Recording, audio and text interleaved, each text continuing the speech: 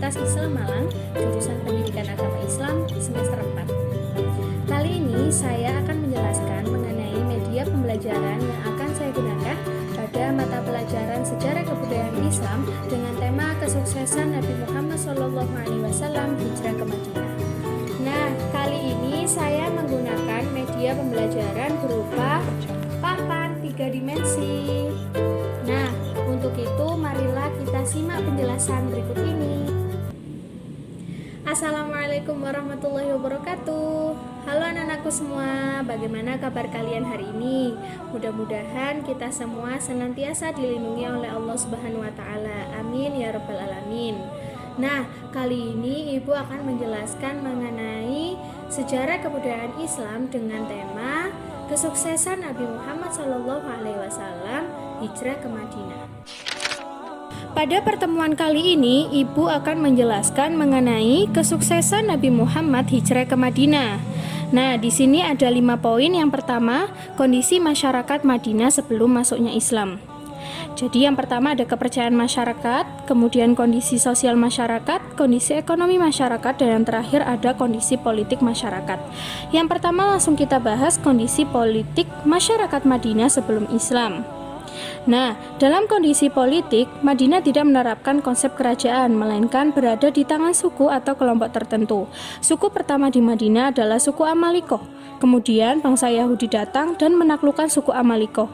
Sejarah menyebutkan bahwa orang Masehi dan Syam sangat membenci Yahudi. Keadaan tersebut menyebabkan peperangan sehingga Yahudi tersisihkan. Selanjutnya, kepercayaan masyarakat Madinah sebelum Islam. Jadi, masyarakat Madinah memiliki kepercayaan dan agama. Agama yang dianut yaitu Yahudi, Nasrani, dan Pagan. Sebagian kecil dari penduduk Madinah tidak memeluk agama.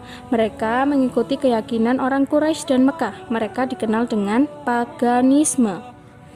Selanjutnya, kondisi sosial masyarakat Madinah sebelum Islam. Nah, dalam kondisi sosial, Madinah memiliki 2 kebudayaan yaitu Arab dan Yahudi.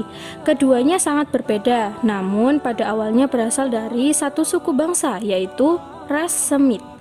Di samping itu, kedua bangsa muncul beberapa suku atau kabilah. Yang pertama kabilah Aus dan Khazraj, dan yang kedua kabilah Yahudi. Yang keempat yaitu kondisi ekonomi masyarakat Madinah sebelum Islam. Nah, Madinah berada di tempat strategis sebagai jalur penghubung antara kota Yaman dan Syria. Madinah merupakan kota subur dengan pertanian. Kota Madinah terdapat daerah persawahan dan perkebunan yang menjadi sandaran hidup penduduk. Penghasil terbesarnya adalah kurma dan anggur. Di kota Madinah terdapat beberapa pabrik besar yang dikelola oleh orang-orang Yahudi.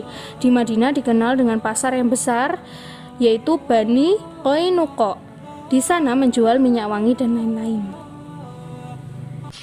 Poin yang kedua yaitu macam-macam hijrah. Nah, hijrah terbagi menjadi 2 macam, yaitu hijrah makaniyah atau meninggalkan suatu tempat. Jadi, selama masa kenabian peristiwa ini hanya terjadi 3 kali.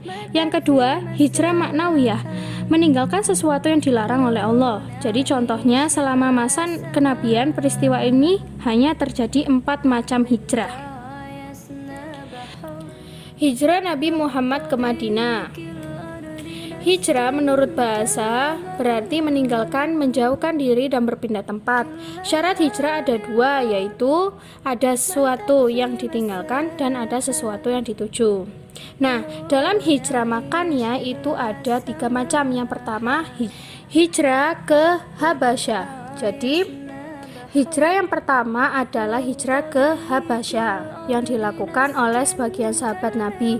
Mereka meninggalkan Mekah untuk mencari tempat aman. Hijrah Habasyah terjadi 2 kali. Selanjutnya, hijrah ke Thaif. Nah, hijrah ke Thaif adalah hijrah kedua yang dilakukan oleh Nabi Muhammad SAW. Nabi hijrah karena kaum musyrikin telah meningkatkan intimidasi terhadap Rasulullah setelah Abu Thalib telah meninggal dunia. Namun setelah sampai di Thaif, Rasulullah malah diusir oleh penduduknya. Yang ketiga, hijrah ke Madinah atau ke Yasrib. Nah, hijrah yang ketiga ini adalah hijrah yang dilakukan oleh Nabi Muhammad SAW dan para sahabatnya. Hijrah ke Yasrib memberikan harapan besar bagi masa depan dakwah Islam. Belakangan Rasulullah mengganti Yasrib menjadi Madinah. Hijrah dilakukan pada tahun ke-13 kenabian atau sekitar 622 Masehi. Nah, selanjutnya adalah hijrah maknawiyah. Yang pertama, hijrah fikriyah atau hijrah ke pemikiran. Nah, hijrah ini sering dengan perkembangan zaman, teknologi, dan derasnya arus informasi seolah tanpa batas. Maka hijrah ini mesti dilakukan dalam rangka meninggalkan pemikiran-pemikiran yang tidak sesuai dengan Islam. Selanjutnya, hijrah syu'uriyah atau hijrah kesenangan. Nah, dalam hijrah ini, diri manusia sering terpengaruh dengan kesenangan yang tidak sesuai dengan Islam. Maka hijrah syu'uriyah mesti dilakukan ketika hati manusia cenderung pada kesenangan yang tidak sesuai dengan Islam. Yang ketiga ada hijrah i'tiqadiyah atau hijrah keyakinan. Nah, iman mengalami proses naik turun, maka hijrah keyakinan dilakukan bila keyakinan berada di tepi jurang kekufuran dan kemusyrikan. Yang selanjutnya ada hijrah sulukiyah atau hijrah tingkah laku. Nah, akhlak mengalami perubahan berdasarkan nilai di masyarakat sehingga bisa mengalami perubahan akhlak menjadi sayyi'ah. Selanjutnya, sebab Rasulullah SAW melakukan hijrah ke Madinah. Jadi ketika Nabi Muhammad menerima ayat 94 di surat Al-Hijr, Rasulullah dakwah secara terang-terangan. Namun hal itu mendapat respon keras dari kaum Quraisy. Para pemimpin Quraisy menggunakan berbagai cara untuk mencegah dakwah Nabi. Puncaknya saat pemboikotan terhadap Bani Hashim yang merupakan tempat berlindung Rasulullah, sehingga hijrah merupakan alternatif perjuangan. Kemudian faktor yang mendorong Rasulullah memilih Yasrib atau Madinah sebagai tujuan hijrah. Nah, jadi yang pertama, Yasrib adalah tempat paling dekat. Yang kedua, memiliki hubungan baik dengan penduduk di kota itu. Yang ketiga, penduduknya dikenal dengan kelembutan budi pekerti. Dan yang terakhir, bagi diri Nabi, hijrah merupakan keharusan selain karena perintah Allah.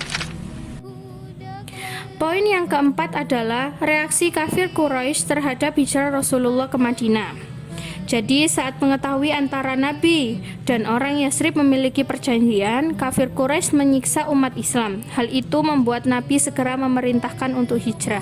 Setelah Rasulullah meninggalkan Mekah, kafir Quraisy tidak menyiksa keluarga Rasulullah karena dua alasan. Yang pertama, ketika mengetahui gagal membunuh Nabi Muhammad, mereka menyeret Ali bin Abi Thalib.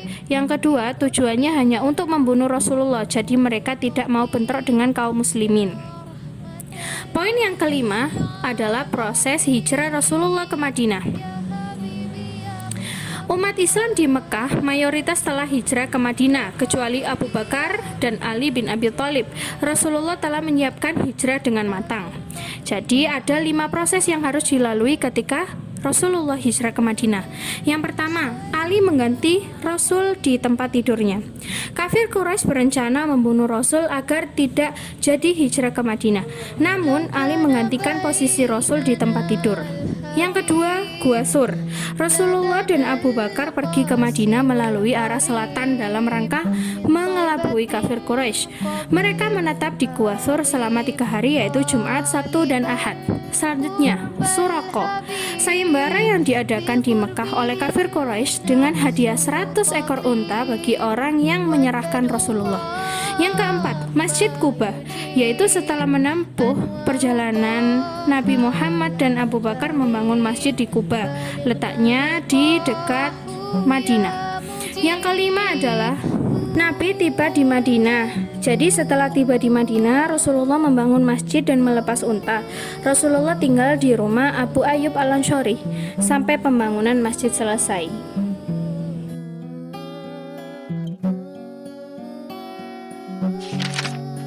Nah, itu tadi penjelasan dari Ibu mengenai kesuksesan Nabi Muhammad hijrah ke Madinah. Untuk itu, apakah ada yang ingin bertanya? Kalau tidak ada yang bertanya, Ibu akan mengakhirinya. Jangan lupa belajar, tetap semangat. Wassalamualaikum warahmatullahi wabarakatuh. Nah, itu tadi penjelasan mengenai cara penggunaan media pembelajaran papan 3 dimensi. Itu saja yang dapat saya sampaikan, kurang lebihnya mohon maaf. Wassalamualaikum warahmatullahi wabarakatuh.